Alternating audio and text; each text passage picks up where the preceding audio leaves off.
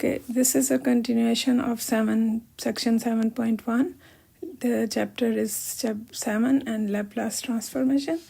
Is that what we are looking at? In the previous video, I showed you how to compute the Laplace transform of two functions. And now we are going to look at a third function, which is sine of bt, and try to see what is the Laplace transform for that. Now, we start with the definition. Convert the improper integral into limit. Now, to evaluate this integral, it is a long process, which is something you might have done in Calc 2. So I used the kind of the formula or the evaluation of this integral for my purpose. And the only difference is that I had to substitute s in place of a. And the variable, instead of x, I have the variable t. So we get this result. And now we have to apply the limits of integration. So here, the limit, upper limit n and the lower limit 0. Plug in. So I end up now sine of 0 is 0. So this quantity gives me 0, which is written here.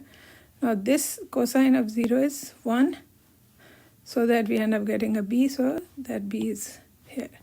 The first the limit, or the first part of the limit with the n in there. So we are getting two expressions or two functions. One is sine bn e to the minus sn, and the second one is cosine of bn e to the minus sn, and limit as n goes to infinity. Now we want these to go to 0, and so when will they go to 0? Again, condition on s. That is something we have to see, and also let us see how can we show that these are 0.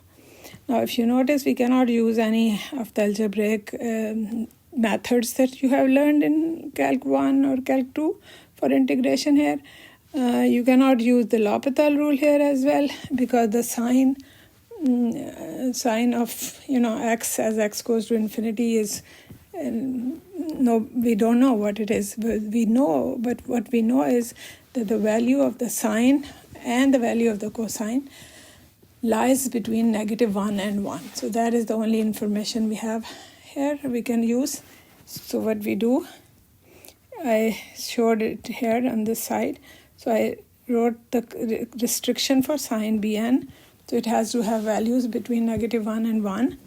Now I will multiply the whole expression or the whole inequality by e to the minus bn. So here, when I multiply it on the left side, so I get negative of e to the minus bn less than or equal to e to the minus bn times sine bn. So this is the quantity whose limit we are looking for. And then on the right hand side, we get e to the minus bn. Now we take the limit as n goes to infinity of all three.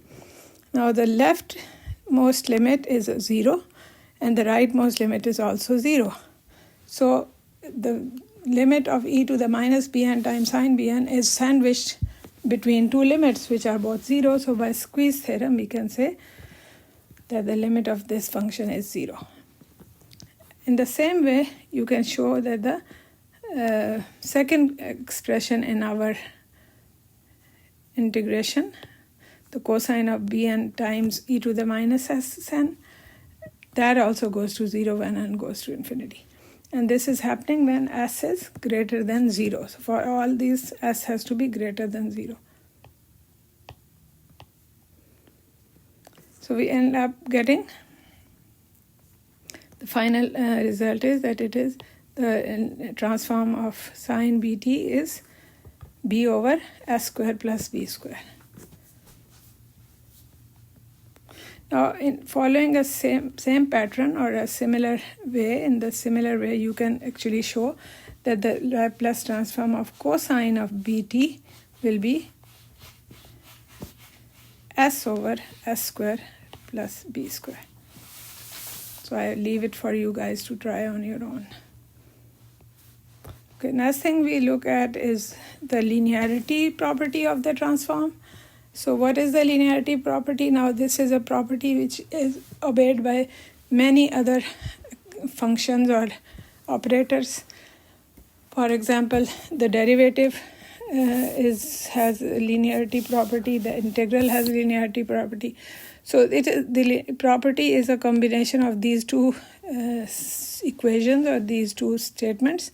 So this first one is saying that if you have some function which is a sum of two or more functions, then the Laplace transform of the sum will be equal to the sum of the Laplace transform of each function.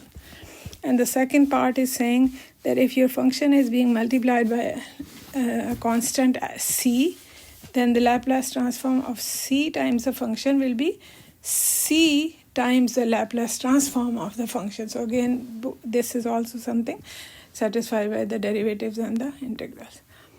So now we can use these property to find the Laplace transform of our function. So looking at the next example, so we are given f of t, part A. So what will be the Laplace transform? So it will be Laplace transform of each of these functions. But notice here, 5 is a constant, 6 is a constant, 2 is a constant. So they will stay out and we will take the transform of the function. Now the first one is 11. So 11 can be thought as 11 times 1. So it will be 11 times Laplace transform of 1, which is 1 over s. So we end up getting 11 over s. Now, next one will be plus 5, Laplace transform of e to the 40, which is 1 over s minus 4, minus 6 times 2 over s plus 4. How am I getting this? Remember, this is the Laplace transform of sine 2t. We just evaluated the transform for sine bt, which said it will be b over s square plus b square. So what is the b here? 2. So we get 2 over s square plus 4. So this is a square here, which is not prominent. So it is s to the square. Okay, I made it even worse. Okay, there is a square supposed to be here. Okay. Plus, now the next one is 2 times Laplace transform of cosine 10t. So cosine has the Laplace transform here, s over s square plus b square. B is 10 here, so we end up getting s over s square plus 100. Just clean it. So first one term 11 over s, second becomes 5 over s minus 4, third will be minus 60 over s square plus, minus 12 over s square plus 4, and the last one will be plus 2s. Now make sure the s's are like different than 5, because most time s looks like 5, so just make sure that they are a little bit different. Okay, so we have 2s over s square plus 100. So this is the result. Now what about the domain? So domain we check by looking at the domains of each term or each transform, and then the final result will be the domain which is common to all. So here we start with the first one.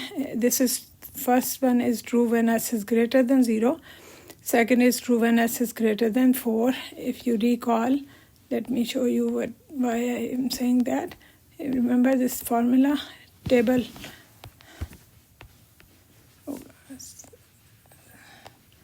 No, sorry, that will come after this. So we will look at it later. But anyhow, this is true for s greater than 4. Why? Because remember, we cannot have negative values of s, and s cannot be, because the denominator cannot be 0, so s cannot be 4. So it has to be s greater than 4.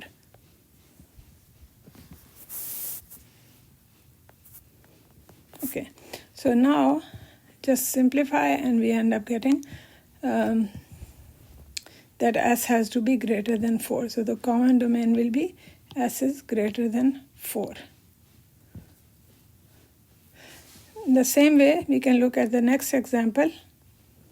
I think I will come back to it in the next video.